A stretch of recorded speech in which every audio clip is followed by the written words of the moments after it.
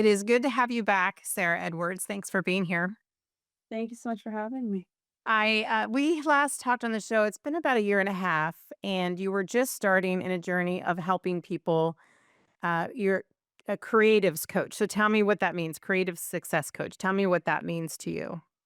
Absolutely. I predominantly work with women in different countries virtually around the United States and around the world. And I help people identify their brand, their story, identify what offers they can have in their business, and ultimately the confidence to start their businesses. But by extension, we kind of take a holistic approach. So it tends to be like a BFF relationship. And it's like a coffee chat each time where we start unpacking really just their overall productivity, their mental health, their relationships, because mental health is probably the biggest foundation in my business. So we take a really 360 approach on somebody's life and turn it around and take them to success. That is a really good 30-second elevator pitch you have there. Awesome. I always say that if you can't tell someone in 30 seconds what you do, then your why isn't big enough. And then Ooh, also if you can't talk about it for an hour, then you don't love it enough, right? So it's yes. doing both. So I'm excited to unpack this as you say. So when you started out, there's a reason behind this. So let's talk about your why because it's quite big and it relates to your own background. Yes. I am someone who started in special education. I have disabilities and learning comprehensions, what we would call invisible disabilities. They're really hard to see and know, but I've had to walk my whole life with them. And the most significant one is I went through a really difficult season of really surviving severe obsessive compulsive disorder, which, for people that don't know, is one of the most debilitating conditions in the world for people to carry and walk with. And that really put me on a path of fighting for my life and redefining also what we experience in life and how we experience it. And the more that I got knee deep into my own mental health story, I started to see how many people were suffering, not just with OCD, neurodivergent conditions, and just mental health, but also just a day to day struggle through life and through their practice. And predominantly where I saw that was in the workforce. I worked in a very high profile advertising agency on Wall Street. I saw it in, type A people, people who were really reaching for success, fast paced, hitting burnout, having severe chronic illness problems because of their productivity and workload. So I kind of married the two together, training myself, re regulating my nervous system, learning about my mind, but then also in the process, redefining my own business skills and productivity and how other people can do the same thing to really improve their quality of life. Well, when we talk about these things that when you talk about the things that you were struggling with, they were really quite paralyzing for you. So can you give us an Yeah. example of what some of that looked like in your own life so that what motivated you to go and help other people? Sure. I mean, in the starting, more so in childhood with disabilities, and you have learning comprehension issues. I also had some physical stuff as well. I'm partially paralyzed on the left side of my body, and I had minor cerebral palsy. So going out through the school system in the United States was really difficult for me. I was pretty below average, and I had to work excruciatingly hard just to keep up with other kids and to graduate, which I ended up graduating a year early because I actually ran out of things to do because I loved working so much. And, in my young adult, now adult life with obsessive compulsive disorder, having intrusive thoughts that would really cause me to lock myself in a bathroom for 3 days, not be able to drive a car for years, not be able to eat certain foods, have panic attacks, hallucinations where I was actually like, fully debilitated, unable of eating, going to the bathroom, basic human functions, was really the lowest point for me. And then in a season of suicidal ideation that thankfully I was able to work out of and get professional help for. So you've come a long way in your own journey. And now Oh, yeah. and you and I have talked off camera about the thing. I mean, you still struggle. It's a constant it's a constant effort to show up the way that you do. And so that Yep. to decide to show up for other people in the same Mhm. fashion, we often teach what we know, and sometimes teaching what we know is harder work depending on what we decide to teach. So for you, you have so many talents, you could have taught anything in a creative space. And how much capacity does it take from you to teach about this specifically? Mm. I honestly believe that when we're trying to move the needle in our goals, our business, our creativity, whatever bucket of life you're looking at, 90% of that is the inner work. It's the energetics. It's that reframing of the mindset. So I have to do that every time I wake up in the morning and I'm gonna set out to do a new thing. And actually, where my teaching journey started was in an unexpected way. I actually started teaching other kids with disabilities and learning comprehension issues when I was younger because I was kind of in that weird in between state of average and not average. So I've been teaching since I was really in like third grade. So it's always been like a natural tendency for me to like sit down with somebody and watch the light bulb go off. And really the core of that is how do you explain things in new ways and how do you find another way forward, which is really the theme of now what I teach through everything is let's find your way forward. It doesn't have to be the cookie cutter way forward. And now it's just in everything that I do when I go to do a new personal habit myself or something in my business. Well, let's take a break. When we come back, I want to talk about personal habits and motivation and the things that you try to apply in the work that you do. And it takes being people being ready for that, right? If someone had come to you and said, "I can fix all the things that are bothering you or getting in the way that are debilitating," and you weren't ready for it, that's a whole other thing. But you people come to you saying, "I think I need this help. I don't know what it looks like." And we're going to talk about that. So let's take a break. We'll be back in just a moment.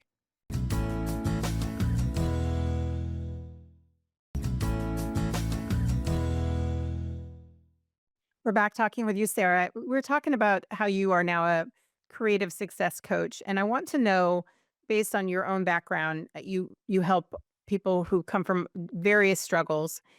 What when people come to you, what do you notice is the common theme of what they're looking for and why they've sought out this help?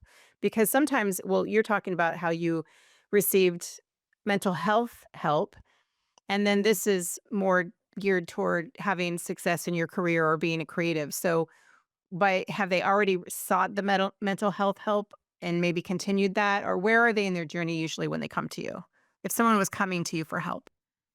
Yeah. So I've worked with people of all age backgrounds. So I've worked with people who are 16 all the way up to 65. And depending on where they live in the world, that background, that professional help that they've received is going to vary. Some people have not even received a diagnosis, and some people are very aware of their diagnosis journey and have been in therapy or physical therapy or whatever it is for many, many years. Interestingly enough, though, despite the variance, everybody actually comes in at the starting line at a pretty similar spot. And that usually actually does come around the mind and the frameworking and how they're approaching their life and ultimately how they're operating within their limitations. So, whether you have high functioning autism, or in my case, OCD, or generalized anxiety, or no disorders diagnosed at all, normally that does come down to what is your particular framework for your own body, your own life, your own needs, your own limitations, which is anything from mental health, physical disabilities, financial limitations, geographical limitations. Every single person listening to this has a limitation that they're navigating and dealing with. So, how are you folding that into your experience? And as a coach, my first step is to identify those things, but also what they think is happening versus what's actually happening in those root causes. Because it varies, their reality from what's actually happening. So Oh, yes. when people come in for help and they get started with you, I think that and I tend to be this way, like, right now I have we talk about habits, and they come to you and they want this transformation, and they want it quickly, and we're all like that. We want it when Oh, we yeah. want it, like now. And Yes. when we talk about habit building, you and I talked off air for a moment before starting the show, you had talked about how when people come in, you want it you frame it in a different way. You reframe what they think it is they need to do so that they can kinda slow down and really achieve what they're after without getting burnt out and all the things that can happen when we go in full force and then, like we say, burn out. So, what's really exciting for me, probably the first 1 or 2 sessions working with somebody is I get the privilege of knowing their lives intimately. We hold nothing back, everything's confidential. I hear everything from trauma that they've dealt with to their relationships, their parenting, whatever they're in right now, their reality, their external reality, their internal reality. And the light bulb moment that's just so exciting is after we've gathered all that information, before we even talk about their goals and what they want to do, we really spend time talking about what they've gone through in their story and then also what they really love. So I mostly work with entrepreneurs and or creatives. So what they love is usually a medium or a career that they're after. And we actually find ways to do what I call connecting the dots. And we connect the transformations they've had with the stuff that they love. And that's actually where we start before we even get into goals. Because when that light bulb goes off and they kind of find their own why, as we were just talking about, it creates this whole new framework for let's talk about the goals you actually should be going after. And my biggest rule is we actually only want to do one goal at a time, which usually goes against common advice. And that's the starting line for all of us. And why do you do it that way? Why do you go against common advice in that way? I personally am an all or nothing personality. I'm a perfectionist. I find myself getting really excited about an outcome and not really understanding what does that outcome look like? Why do I really want that outcome? How does it connect back to my own story and what I'm trying to achieve as a person long term? We get very myopic and short sighted. And what happens with that is when we are goal setting, we get very excited and we start setting a bunch of different goals, small things to big things. And then usually there's either burnout or it's very unachievable and we get caught in this repeated cycle. We often call it procrastination. And one of my biggest pet peeves is procrastination is not a personality. So you cannot say to me, I'm just a procrastinator. Actually, there's a root cause there in how you're setting yourself up for success. You were talking about the nervous system and things like that, and I follow someone on Instagram who's talks about resetting, and there's different things you can do. And I think what I can relate to most is how paralyzing grief can be, Mm, and that when you spend a lot of time in bed after you've lost someone, and you're just having a hard time, especially for me because I work for myself. Nobody's waiting for me to show up somewhere. There yes. are some responsibilities I have, obviously, but ran across her page because, well, I don't know why the algorithm decided, but, um, and it made sense. It kinda gave me permission to be okay with the fact that it is hard to get your day going when you are grieving. And so, Yes. when you start to beat yourself up for something that you think is laziness or, "Come on, get it together, Lisa, you're strong, you can do this," whatever the case is, and then you see that, wow, there's a reason, like, your body's protecting yourself by spending that extra time alone, under covers, in the dark, because you're not completely equipped to be.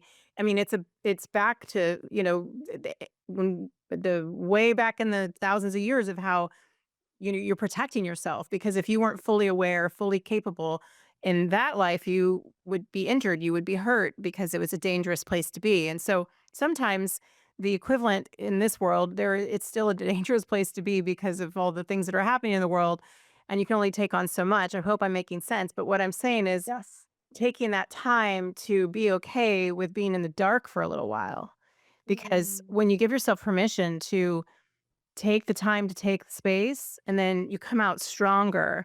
And it's been a long time since I've grieved someone to this degree. My husband, I lost him when I was, almost 20 years ago, and then my dad last year. And boy, you learn a lot about yourself. And then you come out like, okay, now what can I do in this world? Right. So then I have yeah. motivation because I didn't rush myself past my own capabilities, just like what my body can physically handle, like the physical Yes. part. Forget the emotion and the spiritual and all the things that go through your system, really.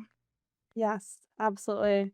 I think grieving well is kind of a new art form that's emerging. And grieving is not just defined to loss that we might associate it Yes, with, but also absolutely. loss of vision, dreams, goals, things that you imagine for yourself, even just what you wish you could have achieved this year is a process of grieving.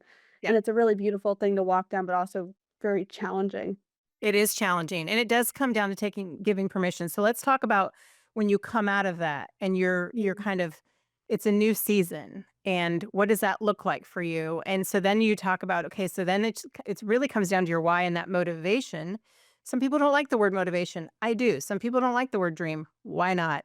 When did we yeah. stop dreaming? It's ridiculous. Yes. So, what is your thought on that in terms of the motivation and how you start to feel motivated to make these changes and Mm. implement these habits?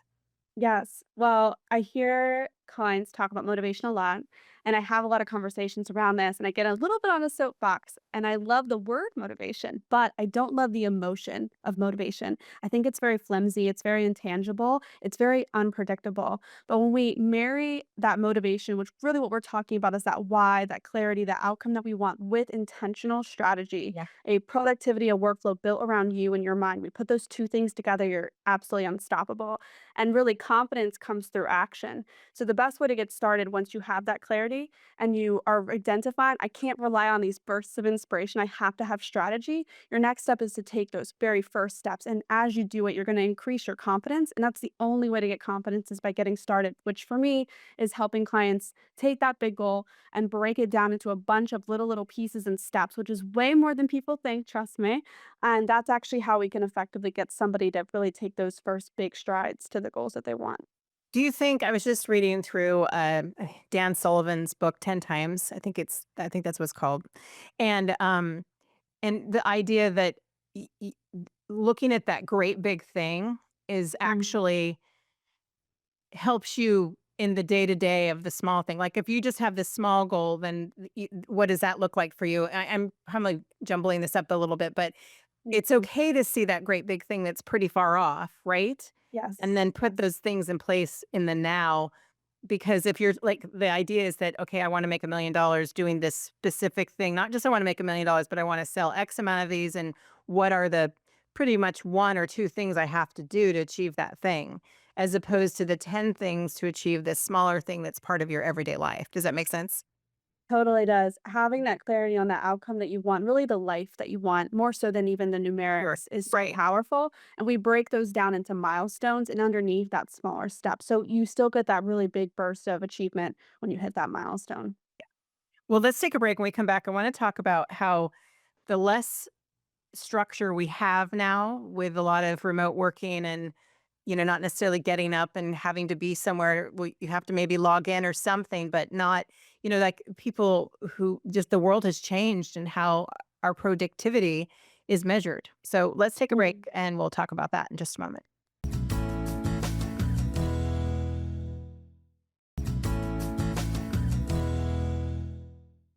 We are in our last bit of conversation with you, Sarah, for this last segment. And I want to talk about the structure that we have or don't have these days in the Mhm. workplace or in entrepreneurship, however that looks, and the less structure we have, the more of what do we need?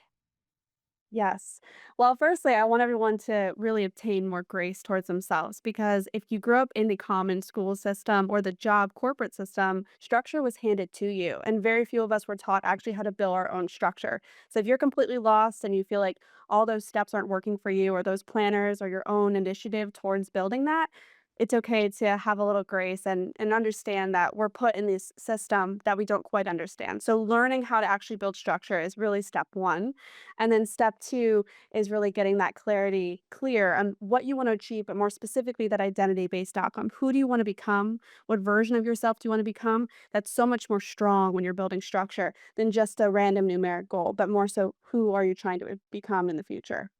Well, when we talk about habits, so let's talk about that. So we're talking specifically about people who have less structure but want it. Uh, I have just recently made the decision about how I use my phone because now I'm Mm, working a lot from my phone and I just have it too much. And I have a habit of having it with me at night. So I don't sleep a ton. I'm working on that too. So like for example, I had 4 goals and I ran over the one of them. Like I wanted to be in bed by 11, 12:30. I went to bed. But that's the night before I went to bed at 1:30 and I'm working and I'm creative and I'm a night owl. That's when I am most productive. And then the other one was to not have my phone in the room. That's a non-negotiable. So now that's fixed. And then there was the bedtime, which I didn't do. And there are a couple other things, but most definitely I can't be on my phone if my phone's not in the room. So let's talk about that and that's about structure because I work for myself. I work from wherever I am in the world, although I tend to be not outside of the United States of America, but I could be and and so I have to sometimes just put it Mhm. aside. And Yeah. I think that that's true of a lot of people who work from home now, whether they work for themselves or somebody else.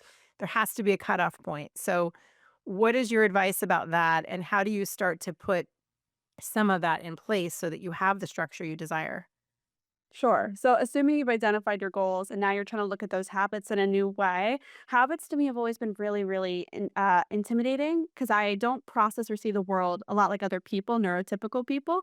So, my first step is what is the habit and how do I make it work for my mental health and my personality type?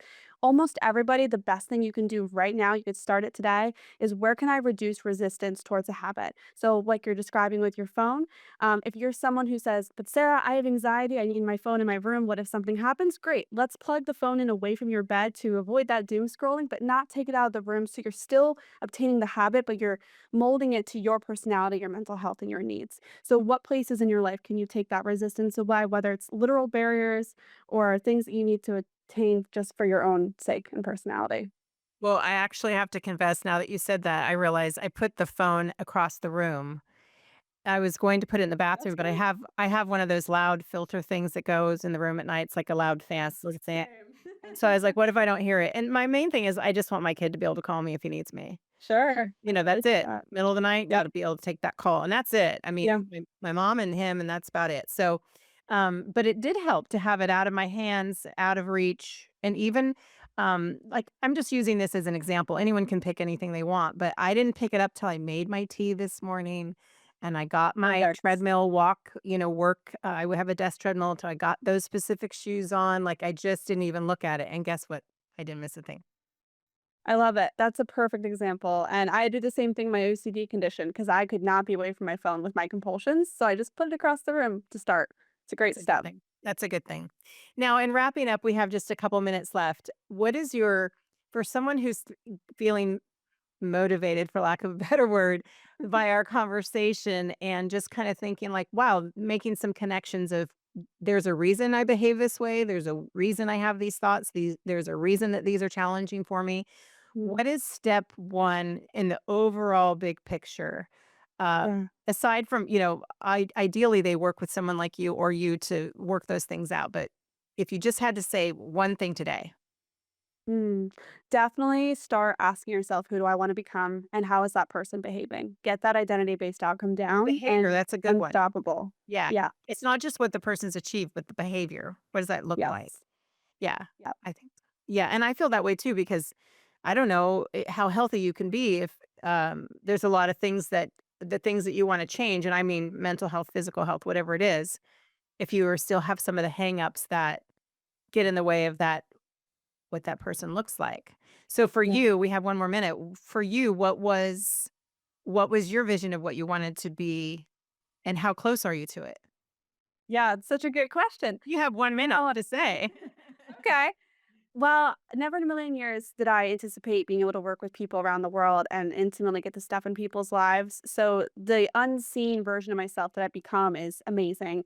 And what I would actually say is when you're going through hardships and agony and just difficulty, if I told that version of myself 5 years ago, just like hang on, you're so close to taking this pain and making something extraordinary out of it.